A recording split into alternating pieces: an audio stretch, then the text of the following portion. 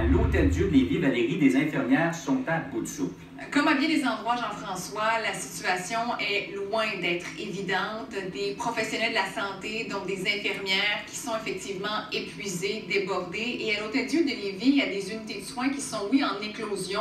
Actuellement, l'établissement compte 15 cas actifs chez les usagers, 22 travailleurs touchés par la COVID-19. Et est-ce que ces travailleurs de la santé se sentent en sécurité lorsqu'ils travaillent? Eh bien, selon le syndicat des professionnels de la santé du CIS Chaudière-Appalaches, il y a des centaines de personnes qui affirment que non et ne se sentent pas en sécurité sur leur lieu de travail. Le président du syndicat, Jean-François, qui met la faute en partie là, sur les mesures qu'il juge inadéquates au niveau des mesures de protection de ses membres. Il parle notamment du masque de procédure. Il dit on doit avoir des masques N95.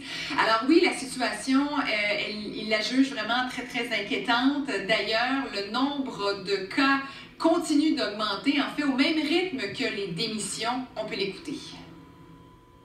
Depuis 3 mois, on doit en avoir à l'heure actuelle pas loin de 50. Il y a des journées que j'en ai 3 qui m'appellent et qui me demandent comment faire pour démissionner.